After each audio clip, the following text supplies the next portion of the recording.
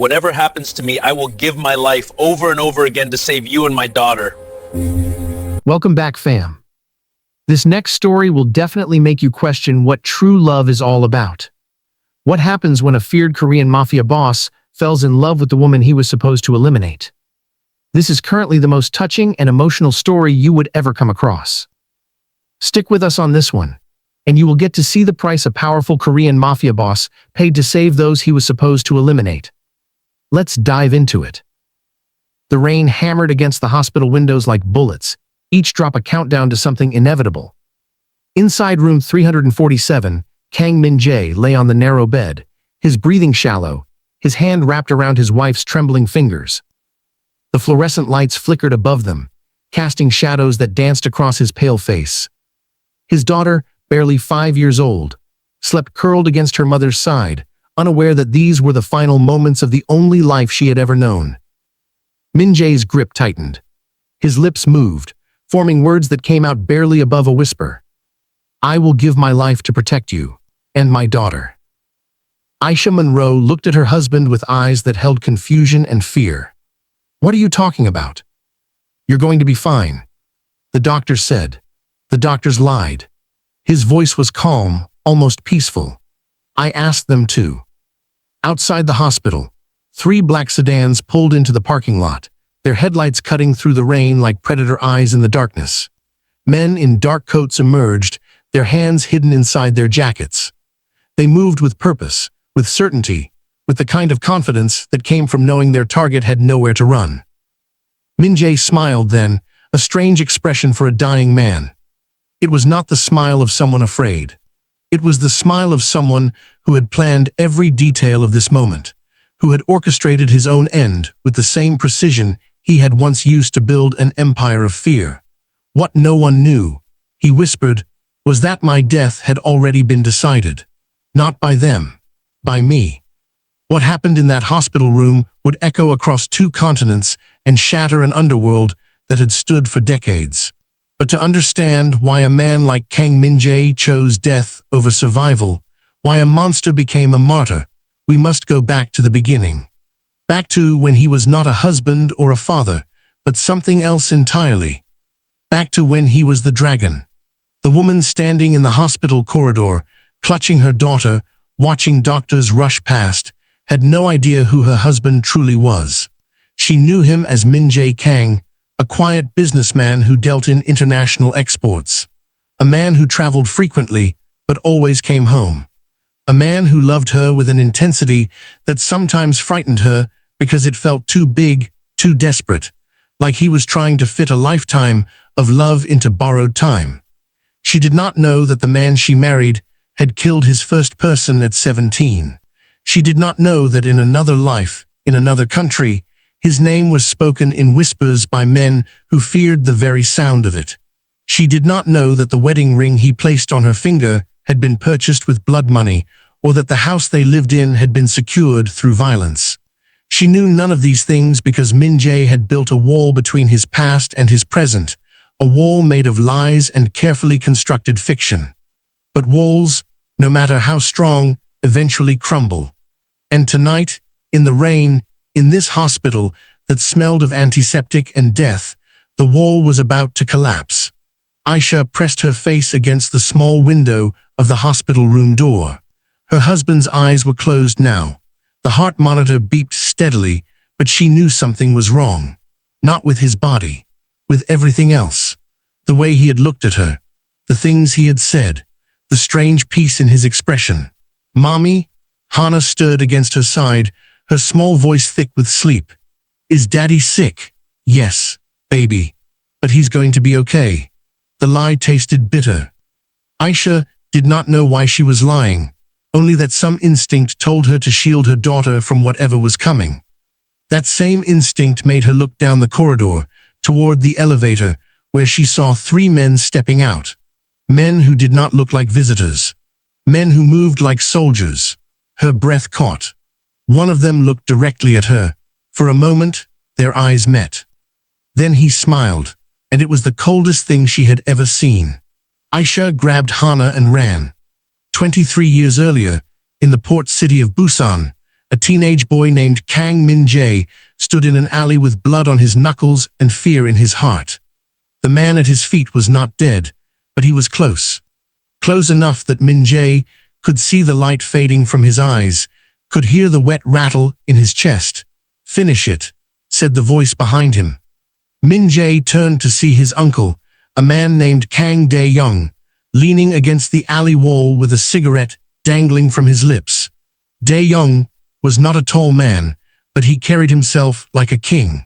In this part of Busan, he was. "He's already done," Min-Jae said. His voice shook. "He's breathing. That means he can talk. And if he talks, we all pay. I'm not a killer." Dae-young laughed, a sound without humor. "You became one the moment you threw the first punch. The only question now is whether you're smart enough to finish what you started, or stupid enough to let mercy get you killed." Min-Jae looked down at the man again. He was a loan shark who had been squeezing Dae-young's territory, threatening families, hurting people who could not fight back. Min-Jae had been sent to deliver a message. The message had escalated. Now here they were. "If I do this," Min-Jae said slowly, "what happens to me? You become family. Real family. Not the kind that shares blood, but the kind that shares everything else." Dae-young flicked his cigarette into a puddle. "You become someone people fear. Someone people respect. Someone who never has to be afraid again." Min-Jae had been afraid his entire life. Afraid of his father's fists. Afraid of the debt collectors who came to their door. Afraid of being invisible, of being nothing, of dying in the same poverty he had been born into. He looked at his uncle, then at the man on the ground, then at his own hands. When he walked out of that alley 10 minutes later, he was no longer the same person. He had crossed a line that could never be uncrossed. And in doing so, he had taken the first step toward becoming the dragon. The years that followed were a blur of violence and ambition. Min-Jae learned quickly that fear was a currency more valuable than money, and that loyalty was earned through a careful balance of generosity and cruelty. He rose through the ranks of his uncle's organization with a speed that made older men nervous. By 21, he was running his own crew. By 25, he had absorbed 3 rival operations and controlled half the port. His uncle watched with pride and growing concern. "You're moving too fast," Dae-young warned him one night over dinner. "The old families are watching. They don't like change. Then they can adapt or die," Min-Jae replied, pouring soju into both their glasses. "The world is changing, uncle. We either change with it or get buried by it. Careful, nephew. Arrogance has killed more men than bullets." But Min-Jae was not being arrogant. He was being strategic. He understood what the older generation did not, that the future of organized crime lay not in street violence and territorial disputes, but in legitimacy. In businesses that looked clean on paper, but were anything but. In investments and real estate and political connections. He began to transform the operation. The street-level violence decreased. The profits increased. He invested in legitimate businesses, laundering money through restaurants and shipping companies and construction firms. He wore expensive suits and attended charity events. He shook hands with politicians and smiled for cameras. To the outside world, Kang Min-Jae was a young entrepreneur, a success story, proof that hard work and ambition could overcome any obstacle. To the underworld, he was something else entirely. He was the dragon, a man whose smile could charm and whose silence could kill. A man who had built an empire before he was 30, who commanded respect through intelligence rather than just violence, who was feared because he was unpredictable. But there was something missing, something he could not name. He had power, money, respect, everything he had thought he wanted. And yet, in quiet moments, alone in his penthouse apartment overlooking the city he controlled, he felt empty, hollow, like he was playing a role in someone else's story. "You need a wife," his uncle told him when he was 32. "A family. It's time. I don't need anything. Every king needs an heir. Every empire needs continuity. This isn't a kingdom, uncle. It's a business. It's both. And you know it. Min-Jae did know it. But the idea of bringing someone into his world, of exposing them to the darkness he swam in daily, felt wrong. He had seen what happened to the families of men like him, the wives who looked the other way, the children who grew up warped by violence, the cycle that repeated itself generation after generation. He did not want that.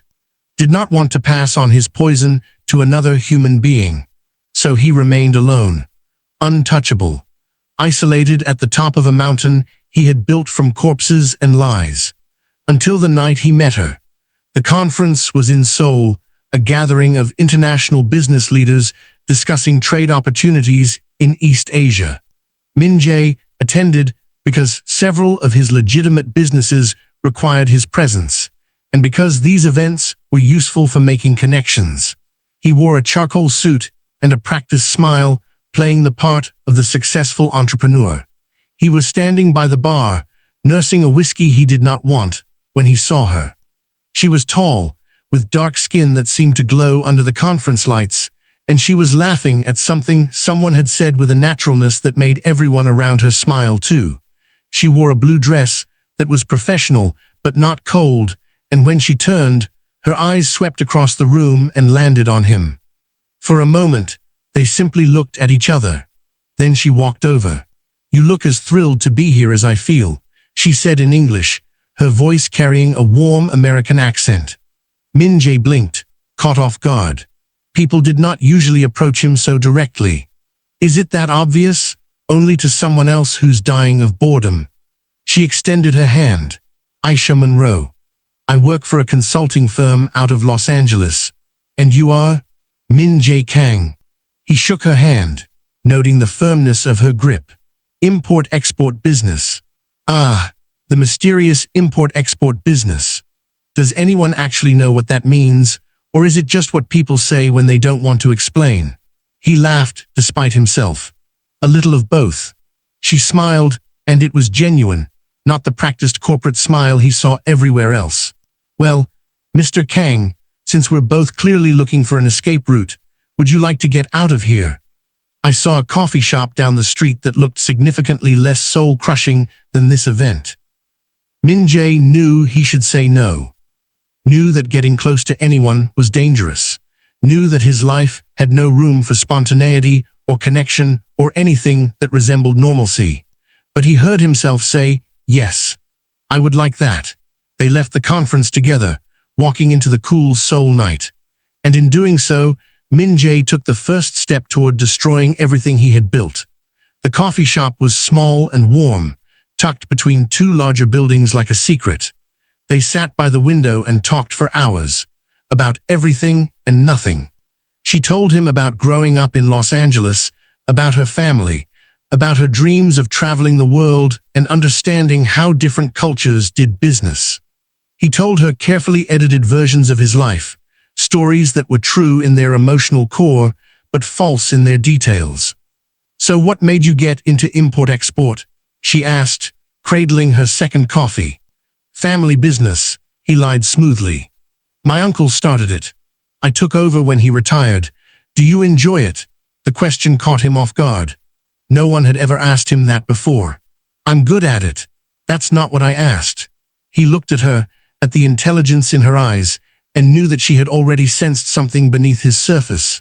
"No," he said quietly, "I don't enjoy it. But it's what I know." "That's the saddest thing I've heard all night." "Is it?" "Yes.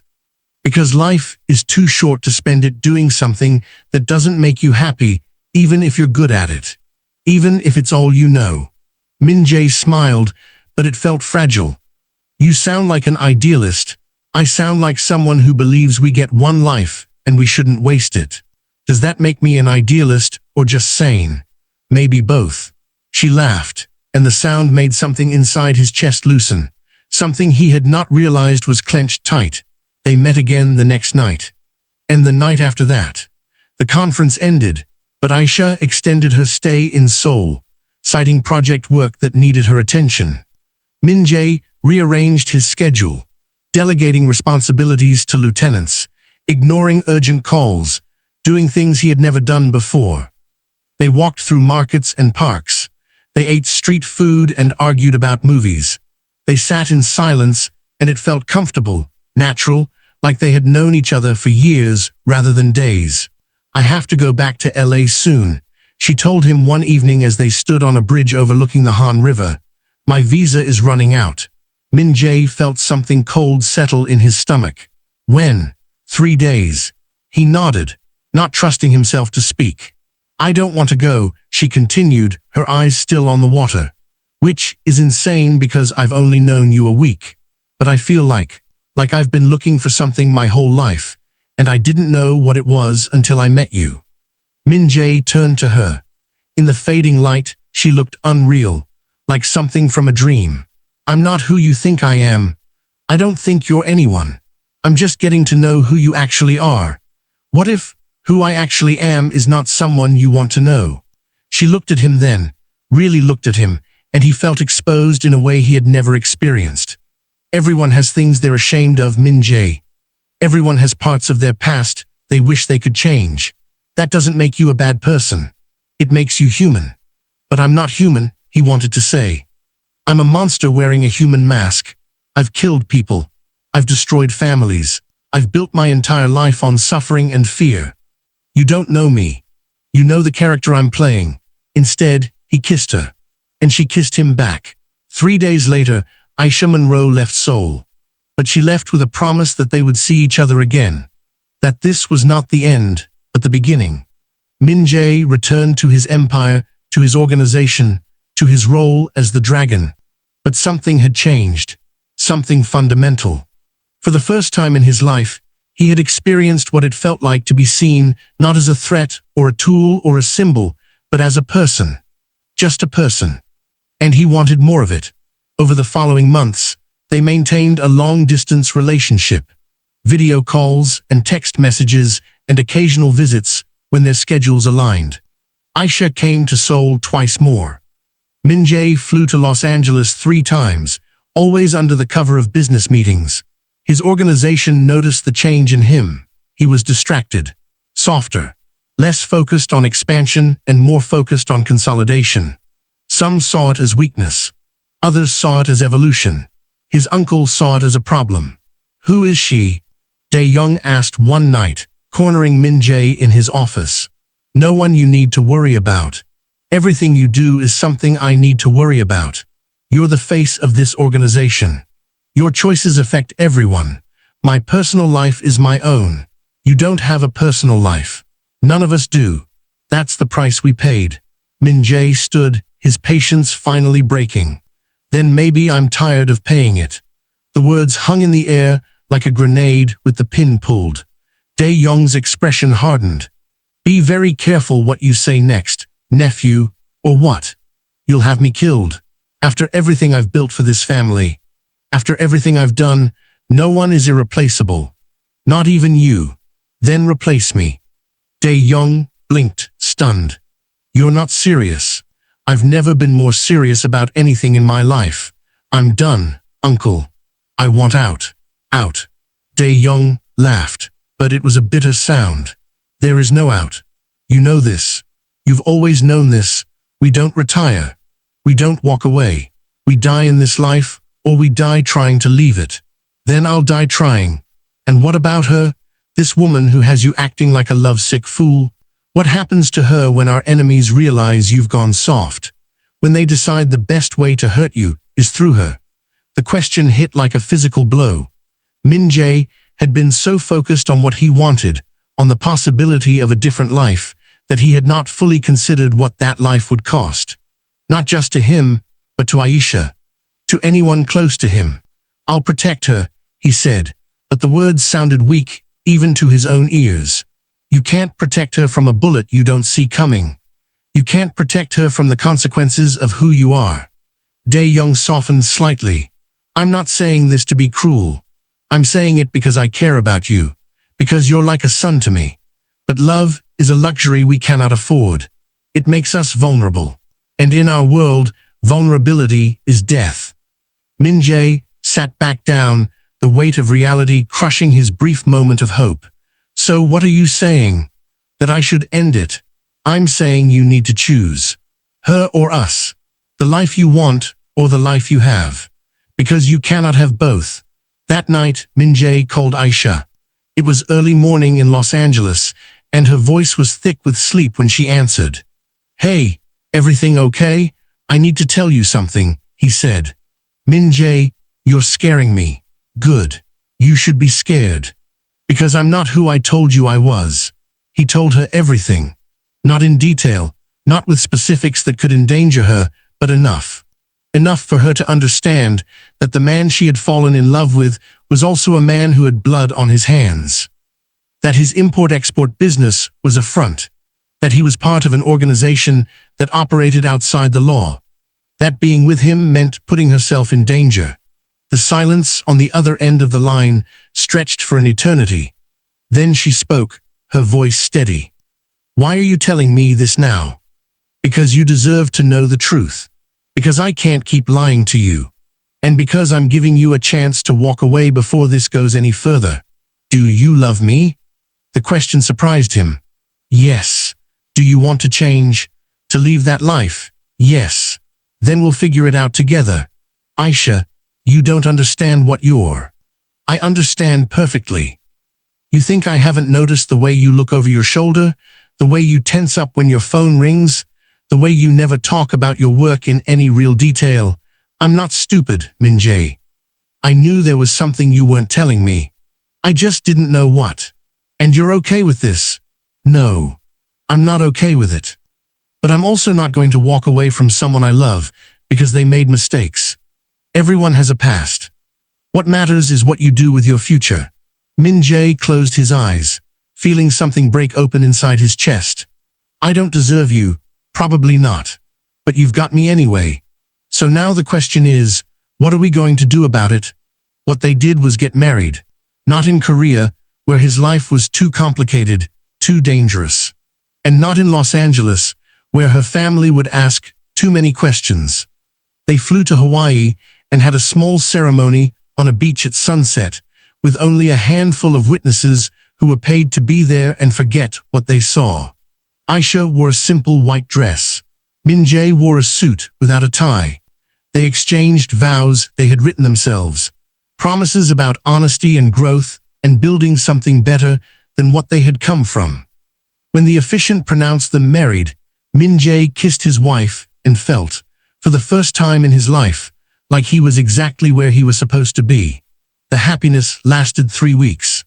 They returned to Seoul so Min-Jae could begin the delicate process of extracting himself from the organization. It would take time, he explained to Aisha. He could not just disappear. He had to transfer operations, delegate responsibilities, ensure that his leaving would not create a power vacuum that would lead to war. How long? She asked. A year. Maybe 2. And then we go to America. We start over. I become whoever I want to be instead of who I was forced to become. It was a good plan. A solid plan.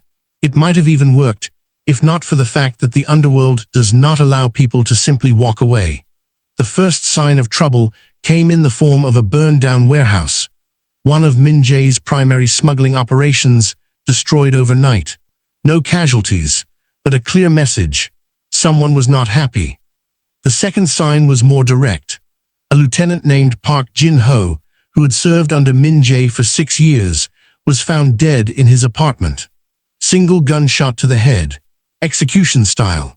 Min-Jae called an emergency meeting of his senior people. 12 men gathered in a private room of a restaurant he owned, their faces tense, their body language guarded. Someone is making a move, Min-Jae said, standing at the head of the table. Someone wants to destabilize us. I want to know who. Could be the Busan family, suggested one lieutenant. They've been quiet lately. Too quiet. Or the Chinese, said another. They've been pushing into our territory for months. Or, said a voice from the back, it could be internal. Everyone turned to look at the speaker. It was Choi Sang-uk, one of Min-Jae's oldest associates, a man who had been with him since the beginning. Explain, Min-Jae said coldly. There are rumors, Sang-uk said carefully, that you're planning to leave, that you've gotten soft, that you care more about your new wife than the family. The temperature in the room dropped. Min-Jae's expression did not change, but everyone could feel the shift in energy. Who is spreading these rumors? Does it matter? The point is that people are questioning your commitment, your focus, your strength. And what do you think, Sang-uk? The older man met his eyes. I think that the man I followed for 10 years would have already found whoever burned down the warehouse and made an example of them. But instead, here you are, calling meetings and asking questions. Like you're afraid to get your hands dirty. Min-Jae moved so fast that no one saw it coming. One moment he was standing at the head of the table. The next, he had Sang-uk pressed against the wall with a knife to his throat. Let me be very clear. Min-Jae said softly, his voice more terrifying for its calmness. My personal life is none of your concern. My decisions are not up for debate. And the next person who questions my commitment will not live long enough to regret it. Are we understood? Sang-uk nodded, his eyes wide with fear. Min-Jae released him and stepped back, adjusting his suit jacket. Find out who is responsible for the warehouse and Jin-ho's death. Bring them to me alive. Meeting dismissed. The men filed out quickly, eager to be away from the dragon's presence. Only his uncle remained. You're losing them, Dae-young said quietly. I'm consolidating power. You're showing weakness. I'm showing control. No, nephew. You're showing that you have something to lose.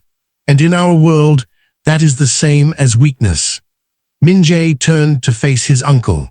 What would you have me do? Continue this life forever? Die in some street fight or betrayed by someone I trusted? Pass this poison on to my children? Children. Dae-young's eyes widened. Is she pregnant? Not yet. But hopefully soon. Min-Jae, you cannot be serious. I'm more serious than I have ever been. I'm building a way out, uncle. For myself, and for the family I'm going to have. And anyone who tries to stop me will regret it. Dae-young looked at his nephew with something like sadness. You really believe you can escape this, don't you? I don't believe it. I know it.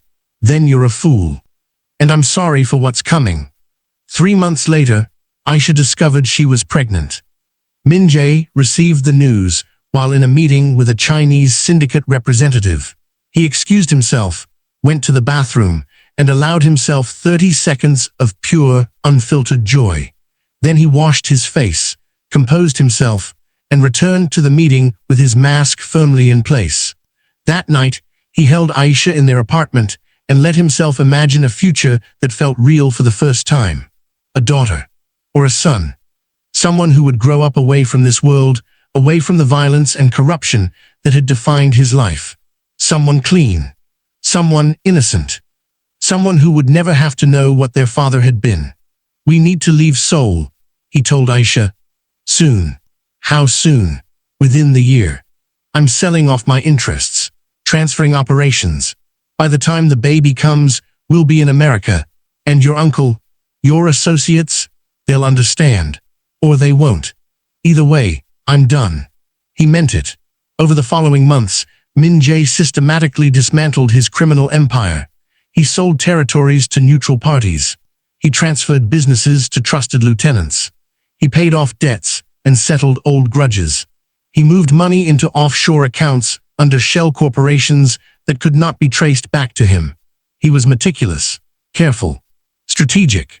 But he was not careful enough.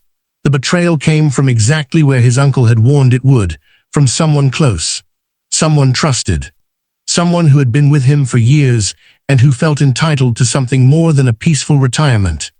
Choi Sang-uk, the same man he had threatened months earlier, had been documenting everything. Every deal, every transfer, every conversation. And when he had enough, he went to the old families in Busan with an offer. Help him remove the dragon, and they could divide his empire among themselves. The old families listened. They calculated. They agreed. Min-Jae discovered the betrayal too late. He was in his apartment with Aisha when the first attempt came. 3 men with guns, moving fast, expecting an easy target. They did not expect Min-Jae to be ready. Did not expect him to still have guards. did not expect the dragon to have teeth.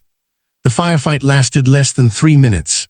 When it was over, 2 of the attackers were dead and the third was bleeding out on the floor.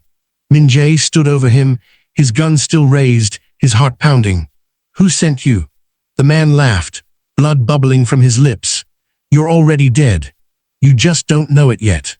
Min-Jae shot him again, this time in the head. Then he turned to find Aisha standing in the doorway of the bedroom, her hands over her mouth, her eyes wide with shock. "We have to go," he said. "Now." They ran, left everything behind except some clothes and cash. Min-Jae had safe houses, backup plans, contingencies. But as they drove through the Seoul night, switching cars twice, he realized something terrible. There was nowhere to run. The old families had resources in every major city in Korea. If they wanted him dead, they would find him eventually. Unless he made himself too dangerous to kill. They flew to Los Angeles the next day, using fake passports that Min-Jae had prepared months earlier. They rented a small house in a quiet suburb, far from Koreatown, far from anyone who might recognize them. And there, in that small house, Min-Jae began to implement the final phase of his plan. The plan that would require his death. "I don't understand," Aisha said when he explained it to her. Her belly was swollen with their daughter now, 7 months along, and she sat on the couch with her hands protectively over the bump. "You're talking about suicide. I'm talking about protection. How is dying protecting us?" Min-Jae sat beside her, taking her hands in his. "The old families want me dead because I betrayed them.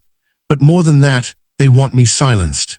They want to make sure I can never testify against them, never reveal what I know, never use my information as leverage. So, what if I already revealed everything?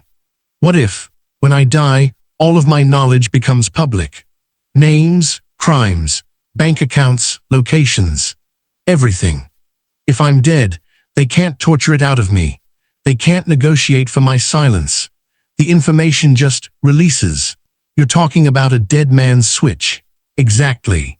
And you think this will stop them from coming after us? Not just that. I'm also arranging protection. Real protection.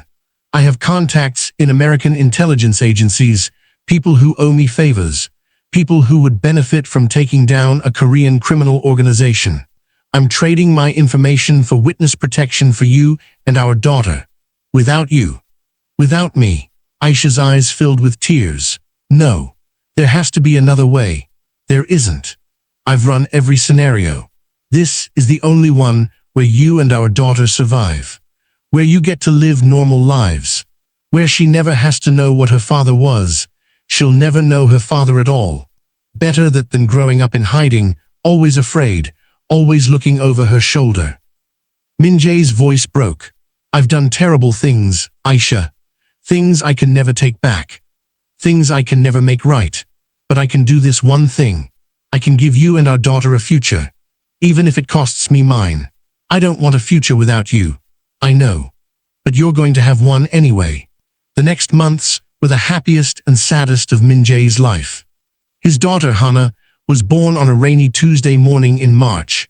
She came into the world screaming, her tiny fists clenched, her eyes squeezed shut against the brightness. Min-Jae held her for the first time and felt his heart break and rebuild simultaneously. "Hello, little dragon," he whispered. "I'm your father. And I'm so sorry." He memorized everything about her. The way she smelled like powder and milk. The way she gripped his finger with surprising strength. The way she quieted when he sang to her in Korean, old lullabies his mother had sung to him before she died. He took pictures. So many pictures. Videos too. He wanted Hana to have something of him, even if it was just images and recordings. Even if it was just proof that he had existed and loved her. Meanwhile, he finalized his arrangements. He met with his intelligence contacts and handed over encrypted drives containing years of criminal data. He ensured that Aisha would have access to hidden accounts, enough money to never worry. He created legal documents that would explain everything after his death, letters to be delivered at specific times, and he made contact with the old families, Let them know where he was. Let them know that he was alone. Let them come. Why are you doing this? Aisha asked him one night as they lay in bed, Hana sleeping in her crib nearby. Why are you making it easy for them? Because I don't want them spending years hunting for me. I don't want them to get desperate and sloppy. I don't want them coming after you and Hana because they can't find me. He rolled to face her. This way. It's clean. It's controlled. It ends quickly. It ends with you dead. It ends with you alive. That's all that matters. The call came 2 weeks later. His uncle's voice on the phone, tired and sad. They know where you are, nephew. Sang-uk and his allies. They're coming for you. I know. You sound calm. I am. How is that possible? Because I'm ready, uncle. I've been ready for a long time. I tried to stop this. For what it's worth. I know you did. Thank you. Do you have any last requests? Just one. Make sure Sang-uk doesn't outlive me by long. Consider it done. And uncle, thank you. For everything. For raising me. For teaching me. For giving me the tools to build something, even if I ended up tearing it all down. You were the best of us, Min-Jae. I hope you find whatever comes next. 3 days later, Min-Jae collapsed at a small grocery store near their house. The doctors said it was his liver. Acute failure. He would need hospitalization immediately. Aisha rode with him in the ambulance, crying, begging him to fight. He smiled at her and squeezed her hand. It's okay, he whispered. Everything is going to be okay. They did not know he had poisoned himself. A slow-acting toxin that mimicked liver failure, that would give him days in the hospital, enough time to say goodbye, enough time to ensure his family was exactly where they needed to be when the end came. The hospital became his final fortress. He lay in that narrow bed in room 347, his body shutting down on schedule, his mind sharp and clear. Aisha sat beside him for hours, holding his hand, telling him about Hana's day, about the small things that made up a life.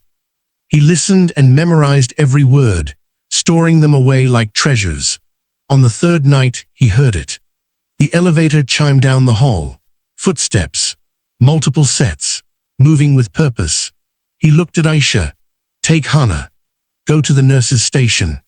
Don't come back until security tells you it's safe. What? Min-Jae? What's happening? Please. Trust me one last time. She saw something in his eyes then, something that made her grab their sleeping daughter and move. She did not run to the nurse's station. She ran for the stairs, her mother's instinct screaming that something was very wrong. The 3 men entered his room 90 seconds later. They were professionals. Quiet, efficient. One stayed by the door as lookout. The other 2 approached the bed, their hands reaching inside their coats. Min-Jae smiled at them. You're late. I expected you yesterday. The lead man, a square-jawed enforcer named Kim, paused. You knew we were coming. I invited you. Did Sang-uk not tell you that? Kim's eyes narrowed. You're lying. Am I? Check your phone. I sent the hospital address to 3 different people in the organization. I made sure you'd find me, because I wanted this to happen exactly here, exactly now. Why? Because I'm already dying, Kim. The doctors give me 2 days, maybe 3. But you're going to make it faster, cleaner. And in doing so, you're going to trigger something that will destroy everyone who sent you. Kim pulled out his gun. You're bluffing. Am I? Look at the camera in the corner. It's been recording this entire conversation. And when you shoot me, when I die here in this hospital with witnesses and security footage, it won't be a quiet death. It will be news, investigation, questions, and all the documentation I've prepared, all the evidence I've compiled over 20 years will be released automatically. Bank accounts, names, crimes, everything. You're insane. No, I'm a father, and I will burn down the entire underworld to protect my family. Kim hesitated. It was all the time Min-Jae needed. You can shoot me. Min-Jae continued, his voice steady despite the pain in his body. In fact, I'm counting on it. Because my death is the key that unlocks everything. Or you can walk away. Leave me to die slowly, painfully, over the next few days. But either way, I win. Either way, my family is safe. Sang-uk said you'd try to manipulate us. Sang-uk is a fool who doesn't understand that some men will sacrifice everything for love. He thinks I'm weak because I care. But caring made me stronger than I ever was when all I had was ambition. Kim raised his gun, pointing it at Min-Jae's head. Any last words? Yes. Tell my uncle I kept my promise. And tell Sang-uk that he should have killed me when he had the chance, because I made sure he won't survive the week. The gunshot was loud in the small room. But it did not come from Kim's weapon. The enforcer dropped a hole in the back of his head. Behind him, the lookout fell too, taken down by a silent bullet. The third man tried to run, but made it only 3 steps before he collapsed. From the shadows of the hallway, 2 figures emerged. American operatives, FBI agents, who had been watching the room remotely, waiting for exactly this moment. They had recordings now. Video evidence. Proof of an attempted murder on American soil by foreign criminals. It was more than enough to justify everything that would come next. Min-Jae closed his eyes and let out a breath he felt like he'd been holding for years. "Thank you," he whispered to the agents. Then, louder, "Get my wife. Tell her it's safe." But Aisha was already running back. Hana clutched to her chest. She burst into the room and froze at the sight of the bodies, of the blood, of the agents with their weapons drawn. "Min-Jae." She rushed to his side. "What happened? Are you hurt?" "No. I'm fine. It's over." "What's over? Who are these people? What's going on?" One of the agents stepped forward. "Mrs. Kang, I'm Special Agent Morrison. Your husband has been cooperating with us for the past 6 months. He's provided intelligence on a major international criminal organization. These men came here to kill him before he could testify." Aisha looked at her husband, betrayal and confusion warring in her expression. "You've been working with the FBI. I've been protecting you," Min-Jae said softly. "Everything I've done has been to protect you and Hana, by getting yourself killed, by making sure that when I die, you'll be safe. That no one will ever come after you. That you can live normal lives." Agent Morrison cleared his throat. "Mrs. Kang, we need to move you to a secure location while we process this scene. Your husband will remain here under guard. We'll explain everything once you're safe." They took her away. Aisha looked back at Min-Jae as they guided her out, her eyes full of questions and fear and something that might have been anger. Hana had woken and was crying, confused by all the commotion. Min-Jae watched them go and felt his heart shatter. He died 4 hours later. The toxin he had taken was designed to mimic liver failure, but its effects were accelerated by stress and exertion. The confrontation with Kim had pushed his body past its limits. The doctors rushed in when his heart monitor flatlined, but there was nothing they could do. Kang Min-Jae, the dragon, the man who had built an empire on fear and torn it down for love, died at 3:47 a.m. on a Thursday morning, surrounded by machines and strangers. His last thought was of his daughter's face. The news of his death spread quickly. In Korea, the old families celebrated. Sang-uk, believing he had won, threw a party at one of his clubs. The champagne flowed. The music played. Men who had feared the dragon for years now laughed and toasted his demise. The celebration lasted exactly 6 hours. At 10 a.m. Korean time, every major news outlet in Seoul received an email. The sender was anonymous. The subject line read, "The Dragon's Last Will and Testament." Attached were thousands of documents. Financial records showing money laundering operations spanning 3 decades. Photographs of meetings between crime bosses and government officials. Audio recordings of orders being given for murders, extortions, human trafficking. Video footage of crimes being committed. And names. So many names. Within an hour, the Korean National Police had mobilized. Within 3 hours, arrest warrants had been issued for 47 individuals. Within 6 hours, Interpol had gotten involved. Choi Sang-uk was arrested in his club, still drunk from celebrating. He was handcuffed and dragged out past the people who had been toasting with him minutes before. His face, captured by news cameras, showed complete shock. He had not anticipated this. Had not believed that Min-Jae would actually do it. The old families in Busan scrambled. Some tried to flee the country. Others tried to destroy evidence. A few, the smart ones, surrendered immediately and hoped for leniency. It did not matter. The dragon had been thorough. Every escape route was blocked. Every hiding place was revealed. Every secret was exposed. The Korean underworld, which had operated for generations with impunity, collapsed in a single day. In Los Angeles, Aisha sat in a safe house with Hana, watching the news coverage on a laptop provided by the FBI. Agent Morrison sat across from her, explaining what her husband had done, what he had sacrificed, what he had set in motion. He spent 6 months documenting everything. Morrison said, every crime he knew about, every connection he had made, he handed it all to us with one condition: that you and your daughter would be protected, that you would be given new identities if you wanted them, that you would never be held responsible for any of his actions. He planned his own death. Aisha said numbly. Yes, he made himself bait. He made himself a martyr.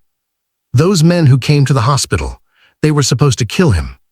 He wanted them to, because it would trigger the release of all this information. Dead man's switch, we call it. If he had simply died of liver failure, we wouldn't have had the justification we needed to move forward with prosecutions. But an assassination on American soil? That gave us everything we needed. Aisha looked down at Hana, who was playing with a stuffed animal, oblivious to the fact that her father was gone. Did he suffer? The doctors said it was quick at the end. That he went peacefully. That's not what I asked. Morrison was quiet for a moment. He suffered for months, Mrs. Kang. Knowing what he was planning to do, knowing he would never see his daughter grow up. But he told me once that it was worth it. That every moment of suffering was worth it if it meant you would be safe.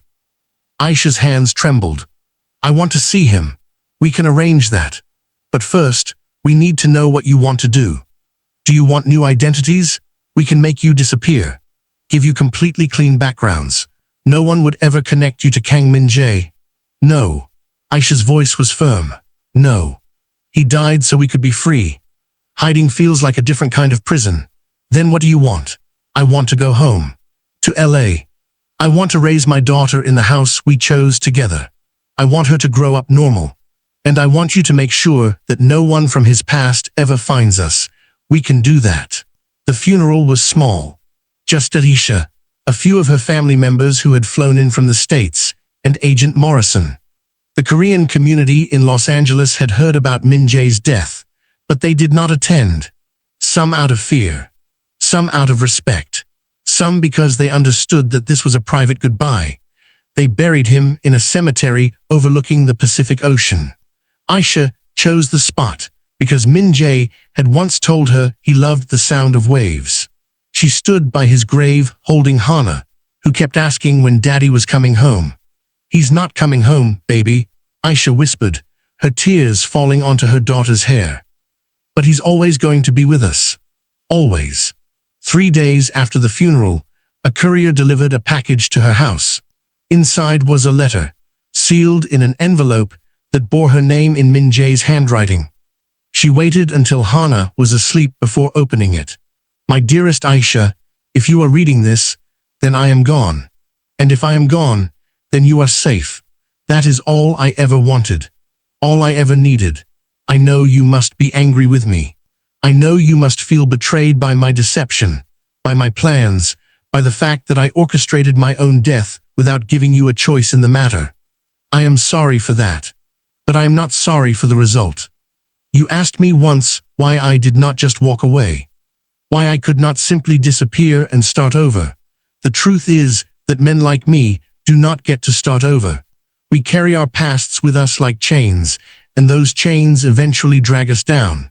I could have run for years, decades even, but eventually someone would have found me. And when they did, You and Hana would have been collateral damage. I could not let that happen. So instead, I chose to end it on my terms. I chose to use my death as a weapon. I chose to destroy the world that created me so that it could never touch the world that holds you and our daughter. I know this is not the life you wanted. I know you wanted us to grow old together, to watch Hana grow up, to have the normal, boring, beautiful life that we talked about in those quiet moments. I wanted that too, more than I have ever wanted anything. But I also knew it was impossible. The dragon could not become a dove, no matter how much he wished to fly in peaceful skies. There are things I need you to know. Things I need you to tell Hana when she is old enough to understand. First, tell her that I loved her from the moment I knew she existed, that every decision I made after that moment was made with her in mind, that I would have burned down the world to keep her safe. Second, tell her that I was not a good man. Do not lie to her about this. Do not make me into a hero. I did terrible things. I hurt people. I built my fortune on suffering. She deserves to know the truth. Third, tell her that even bad men can love, that even monsters can find redemption, not through forgiveness, but through sacrifice. That I may not have been able to wash the blood from my hands, but I could prevent it from staining hers. Finally, tell her that she has a choice. Every day, she has a choice about who she wants to be. She is not defined by my past. She is not limited by my sins. She can be anyone, do anything, become something beautiful and clean and good. That is what I wanted for her. That is why I did what I did. For you, my love, I leave this. Forgive me if you can. Hate me if you must. But know that every moment with you was the most real thing I ever experienced. Before you, I was a ghost playing at being human. With you, I became real. You gave me something I never thought I could have. You gave me hope. The accounts I set up for you are accessible now. The lawyers will contact you with the details. There is enough money to ensure you never have to worry. Use it. Do not feel guilty about it. I may have earned it through crime, but I leave it to you with love. Live, Aisha. Live fully. Live loudly. Live the life I could never have. And sometimes, when the ocean is quiet and the sun is setting, remember that there was once a man who loved you enough to die so you could be free. Forever yours, Min-Jae. Aisha read the letter 3 times. Then she folded it carefully, placed it back in its envelope, and put it in a locked box in her closet. She would save it for Hana, for when her daughter was old enough to understand, for when she started asking questions about the father she would never remember. Then Aisha walked into Hana's room and sat beside her daughter's crib. She watched the little girl sleep, her chest rising and falling with innocent breaths, and made a promise of her own. I will tell her the truth, she whispered. All of it, the good and the bad. And I will make sure she knows that you loved her, that you died for her, that you were both monster and man, and that in the end, the man won. Years passed. The story of the dragon's fall became legend in Korean criminal circles, a cautionary tale about the price of betrayal and the danger of love. Aisha raised Hana in Los Angeles, working as a consultant, building a quiet life. She never remarried. Part of her felt like she was still married to Min-Jae, to the memory of what they had been together. She dated occasionally, but nothing serious. Nothing that felt real. Hana grew up happy and normal. She went to good schools, had friends, played soccer, learned piano. She was bright and curious and kind, with her father's strategic mind and her mother's warm heart. She did not know the truth until she was 16. It was a Saturday morning. They were having breakfast in the kitchen when Hana asked the question Aisha had been dreading for years. Mom, why are there no pictures of Dad anywhere in the house? Aisha had prepared for this moment, had rehearsed what she would say, but now, facing her daughter's innocent curiosity, all her careful words disappeared. Because it's complicated, she said finally. That's not an answer. I know. Hana set down her fork. I'm not a kid anymore. I deserve to know who my father was. Aisha looked at her daughter, saw the determination in her eyes, and knew it was time. You're right. You do. Come with me. She led Hana to her bedroom and opened the locked box in the closet. Inside were photographs, letters, news clippings, and documents. She handed the box to Hana. Your father's name was Kang Min-Jae, and he was both the best and worst man I ever knew. She told her everything, about Korea, about the Mafia, about the violence and the fear and the empire built on blood, about the love story that never should have happened, about the choice Min-Jae made to die so they could live. Hana listened without interrupting. She looked through the photographs, seeing her father's face for the first time in years. She read his letter, her tears falling onto the paper. When Aisha finished, they sat in silence for a long time. He was a criminal, Hana said finally. Yes. He killed people. Yes. But he loved us. More than anything. Hana looked at her mother. Do you think what he did was right? Dying like that? Aisha considered the question carefully. I think he did what he thought was necessary. I think he saw no other way to protect us. Was it right? I don't know. But it was done out of love. And sometimes, that has to be enough. Do you miss him? Every single day. Hana looked back at the letter. I wish I could remember him. Me too, baby. Me too. That conversation changed something in Hana. She became more thoughtful, more serious. She started researching Korean culture, learning the language, trying to understand the world her father had come from. She also became passionate about justice, about law, about the systems that allowed organizations like her father's to exist. I want to be a prosecutor, she told her mother when she was 17, filling out college applications. Aisha smiled sadly. Your father would be proud. And terrified. Why terrified? Because he spent his whole life on the wrong side of the law. Knowing his daughter chose to fight for justice. It would have broken his heart in the best possible way. Hana went to UCLA, then to law school at Columbia. She graduated top of her class and joined the district attorney's office in Los Angeles. She specialized in organized crime, dedicating her career to tearing down the kinds of organizations her father had once been part of. She never hid her past. When background checks revealed her father's identity, she was honest about it. Yes, she would say. My father was a criminal. He was also the man who destroyed a criminal empire to protect his family. I became a prosecutor because of him, not in spite of him. On her 30th birthday, Hana visited her father's grave for the first time in years. She brought flowers and sat on the grass beside the headstone. Hi, Dad, she said to the stone. I don't really know what to say to you. I never knew you. But I feel like I know you anyway, through Mom's stories, through your letter, through the choices you made. The ocean crashed below, the sound peaceful and eternal. I'm a prosecutor now. I put people like you used to be in prison. I hope that doesn't make you angry. Mom says you'd be proud, says you'd see it as proof that your sacrifice worked, that I got to choose who I wanted to be. She traced the letters of his name on the headstone. I've been thinking a lot about redemption lately, about whether people can change, about whether one good act can balance out a lifetime of bad ones. I don't have answers. But I know this. You were a bad man who did one incredibly good thing.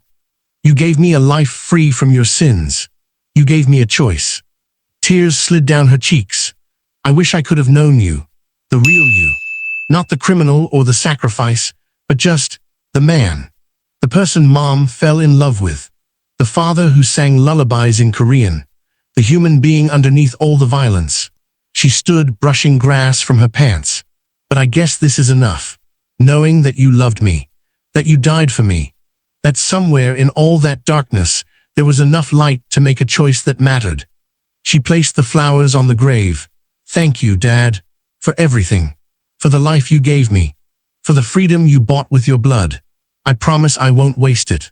I promise I'll make it mean something. As she walked back to her car, her phone rang. It was her boss at the DA's office.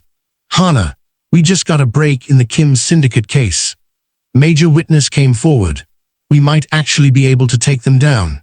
Hana smiled. I'll be there in 20 minutes. She drove away from the cemetery, leaving her father's grave behind, but carrying his legacy forward.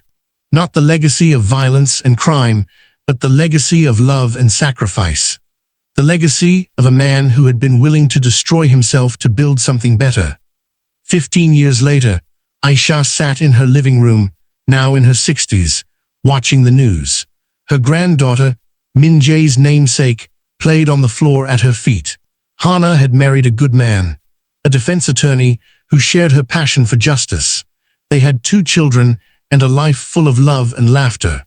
On the television, a news anchor was discussing a major breakthrough in international law enforcement. A new task force focused on dismantling organized crime networks. The report mentioned the precedent set by the Kang Min-Jae case, how his cooperation and sacrifice had changed the way authorities approached such organizations. Aisha smiled.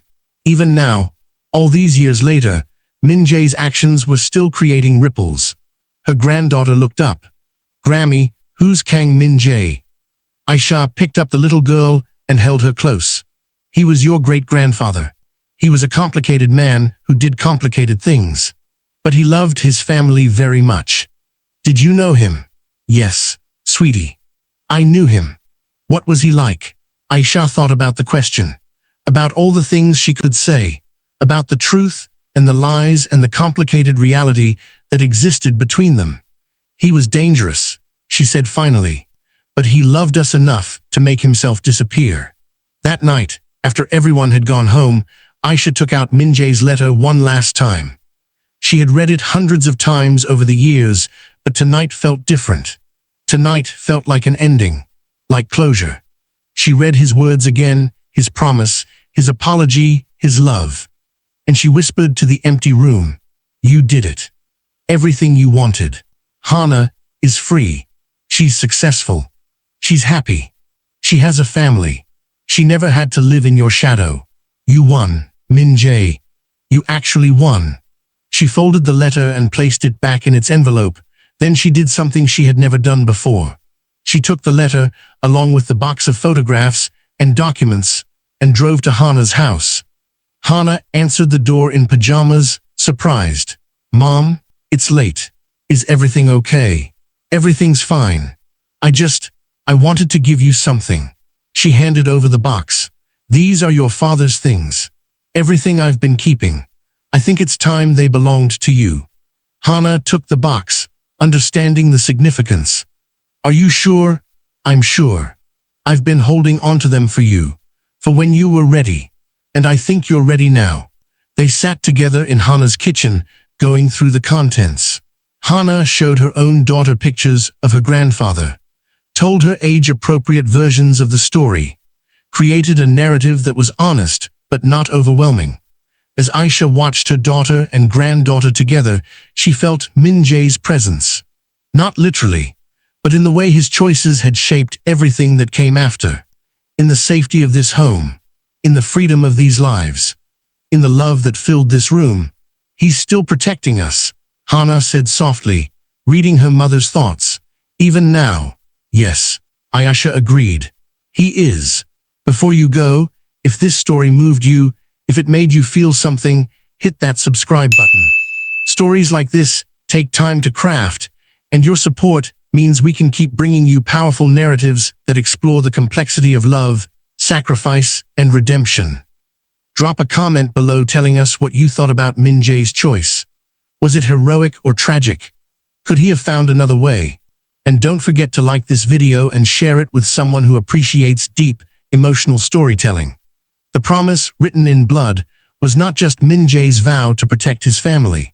It was his commitment to break a cycle, to ensure that the violence and corruption that had defined his life would end with him, that his daughter and her daughter and all the generations that followed would be free from the poison he had carried. In the end, Kang Min-Jae, the dragon, the feared mafia boss who had built an empire on fear, became something else entirely. He became a father who loved his child more than his own life, a husband who chose sacrifice over survival, a man who found redemption not through being forgiven, but through ensuring that his sins died with him. His grave overlooks the Pacific Ocean, marked with a simple stone that bears his name and dates. Nothing more. But beneath that stone lies a man who proved that even in the darkest hearts, love can bloom. That even the most broken souls can make choices that matter. That sometimes, the greatest act of strength is knowing when to fall. The waves still crash below, eternal and unchanging, carrying his story into the future. And somewhere in Los Angeles, his daughter prosecutes criminals, his granddaughter plays in safety, and his wife remembers the man who loved them enough to become a ghost. The promise was kept. The blood was not shed in vain. And the dragon, in dying, finally learned to fly. Don't forget to subscribe to this channel. Turn on the notification bell. You really don't want to miss our next story. Tell us exactly where you are watching from.